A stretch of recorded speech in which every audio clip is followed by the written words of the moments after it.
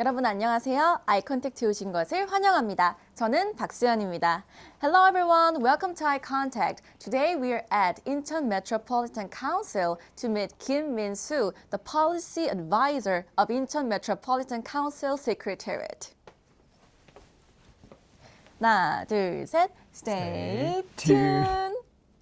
Okay, so we will start out with the first question. Could you please explain yourself? Okay, thank you very much for having me today. My name is Min-soo Kim.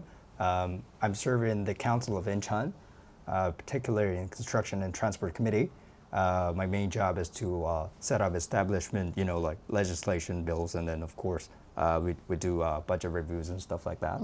So those kind of construction and transport related policies or schemes or doctrines are very significantly important to the citizens, and I hope this conversation to be really fun. Okay. Thank you very much. Thank you so much. I have one question. Why is the expansion and undergrounding of the Gyeongin Expressway considered such an important, long-awaited for the project for citizens? Okay, Gyeongin Express itself is a 15.3 kilometers long expressway.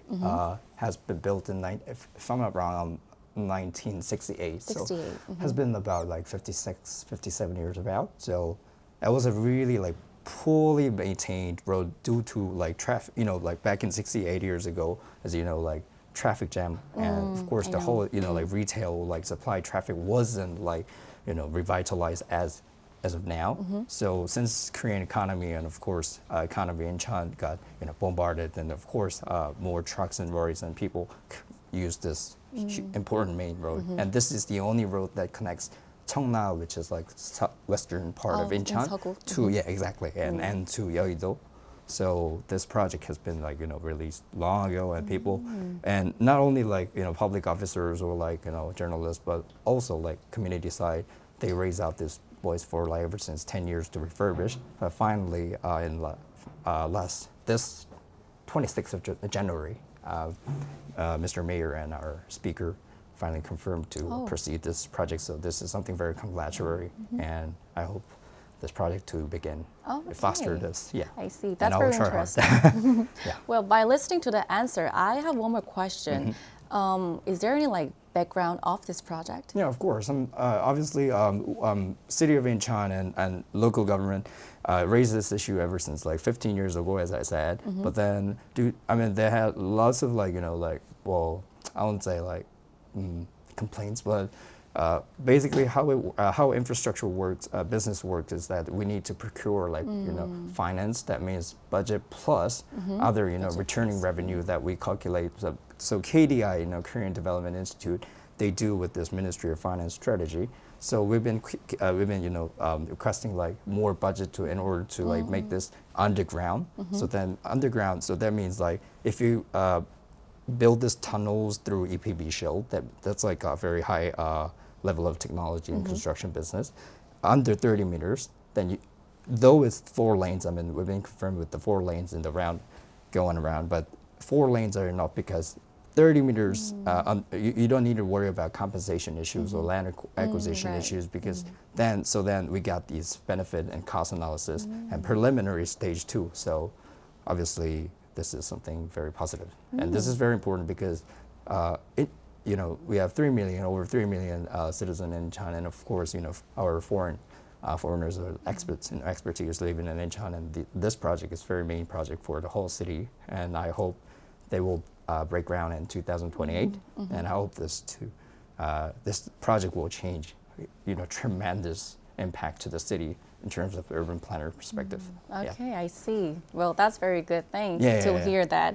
I have one more question about the process. What was the most challenging part of the process to pass the preliminary feasibility study? Okay, so every infrastructure project, whether it's small or big, we have sort of standard written by law. So because in 2022, we requested a proposal to the central government and KDI sector, but their feedback to us was that our lanes are. We were trying to at the initial stage we planned 6 lanes. 6 lanes. But then we set up like four lanes with more efficient way because technology has been developed a lot. So, and then they got like 0.9 because if BC means benefit over cost. So how much you put in invest the money and then how can you basically get back up through your businesses, right? Then we get 0.9, which is very close to 1 from the KDI research and of course we assessment preliminary assessment. So this is something very practical project, and then we can. I think in my belief we can proceed in 2028. So that means we'll start actual construction in 2028. So breaking ground on 2028 and 2032 or 32. earlier 31.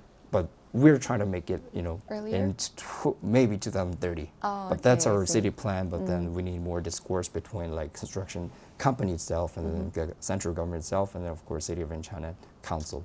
Yeah. Okay, thank you for the question. Yeah. I have one more question about the project. How is the project expected to ease the traffic congestion in the old downtown area? Yeah. I mean, one of the major issues about this Incheon's urban planning thing is that our downtown that has been established early, like 1920s and 30s. I mean, this is a very historical city, but then, of course, like more attached house and then apartments, and our population is. We are very highly populated city, considering the whole area of the city. So we need to have more roads that sort of spread out to the outskirts or even adjacent cities in order to like build up like symbiotic relationship in terms of like road traffic project.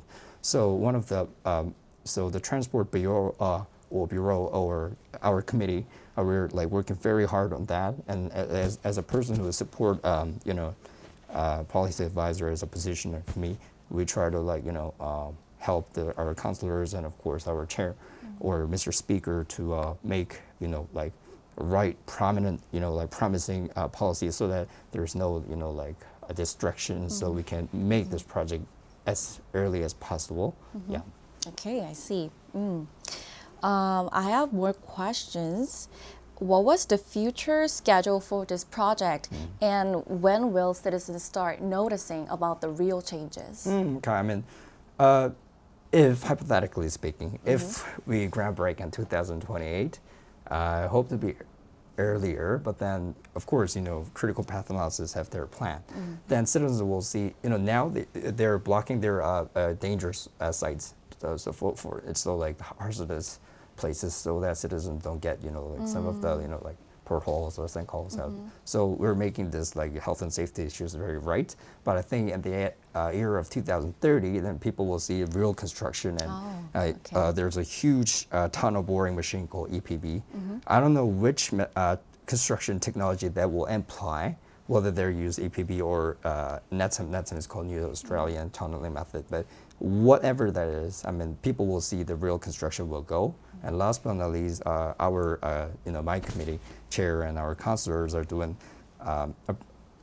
making sort of park over the tunnel, because tunnel will be shoveled down through the very low ground, right?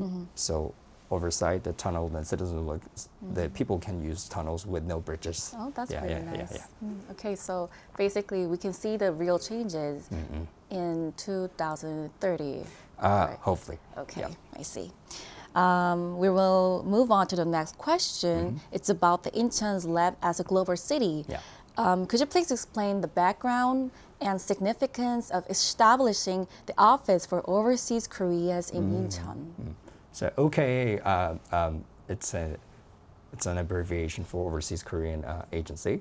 So Mayor Yu Jung-bok and Speaker Mr. Chung Hae-kwon, these kind of key policy makers, they decided on 2022, and of course with the former president, to make this agency. So basically, this agency OKA belongs to Minister of Foreign Affairs, but I would say significantly. I mean, we didn't just jump on the bandwagon as other people did, but the Incheon government and council worked really hard to actually host this, the real agency, the headquarters itself in Songdo in Incheon. So I think, and throughout the past 2 years, like a couple of years, we worked really hard to communicate with local, central government, and of course the people. Some of the government officers who will move to Incheon. And I hope this kind of policies are very meaningful and then need to be promoted so far and so on. Yeah. Okay. Is there any positive roles will the Office for Overseas Koreas play for Incheon citizens and foreign residents? Yeah, of course. I mean, the whole purpose, main purpose of this OKA in Incheon is that we have over 7 million overseas Korean living in overseas, and I expect this number to be increase because some of the migrants who are in America or UK or China, I mean they're already settled down there, and as you said, and I think a couple of weeks ago, Mr. His Excellency Joseph Yoon, ambassador to Korea, U.S. ambassador to Korea, he met Mr. Mayor Jung-bok and our chairman, if I'm not wrong, because these kind of relationship, as I said, symbiotic relationship with basically based on trust and credibility is very important because we have the agency, and of course we can promote more business sectors, whether it's pharmaceutical or by some of the maintenance and repair, the stuff that we do because we're an aviation city, as you know, Incheon Airport. So I think more business will be vitalized throughout this OKA agency, and this is a very good plan. Yeah. I got it. Thanks for answering the questions. How does Incheon's advantage of international organizations and educational institutions serve as a strength for the city's development? I mean, this is something we need to really consider from now on because OKA, Overseas Korean Agency, they just opened the door a couple of years ago, and OKA, and we have Incheon Metropolitan City Overseas Korean Welcome Business Center. They're called Welcome Business Center. So that means Welcome Business yeah, Center. Welcome Business Center. So that's run by the city of Incheon, and of course my committee reviewed that policy and budget too. But then councilors or policymakers, they have this common, I would say. Whether they're opposition party or ruling party whatsoever, they have common disagreement that we need to enhance this, international.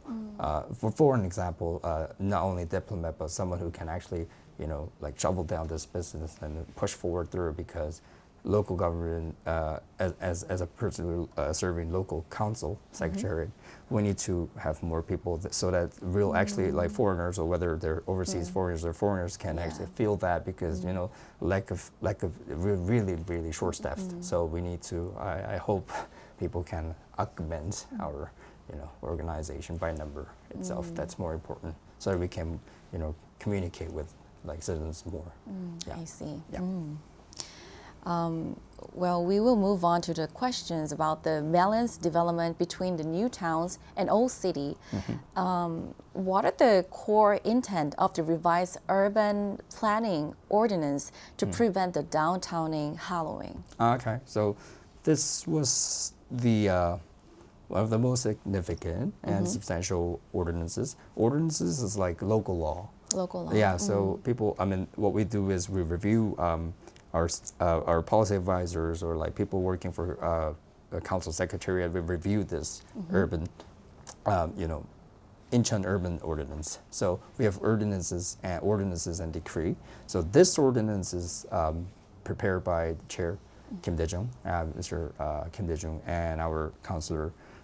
We have 8 councilors in the committee. So the whole point, the key point of this is to increase the ratio, flow rate ratio in between the, central city center and places like Songdo. So basically, because if you go to places like, central city center like Bupyeong or Micheolgu, those kind of places, very difficult problem is that, the roads are very narrow, and we can't actually. It's very difficult to like expand the roads because those are like privately owned land. So the compensation costs will like skyrocketed later. So on the other hand, we made this people made this idea to change the law ordinances in order to like not build high-rise building, but for people who live in like single a person who living in like a single like, apartment, or people who have like their pets. So I think more as a planner's perspective, more people I think more people can use within the same land. So basically area and zoning, so we call it zoning by law. So area like commercial zoning, residential zoning, those kind of things will be revitalized, and we can efficiently make this city. I think this is a very good ordinances and law. Yeah. So you call this zoning? Zoning by law. Zoning by law. Yeah. Oh, I see. I have one more question. How can easing the residential ratios in commercial areas actually could help to revitalize the local businesses districts? Okay. We have the very primary urban planning called like 2030, 2040 now, Incheon Basic Urban Plan.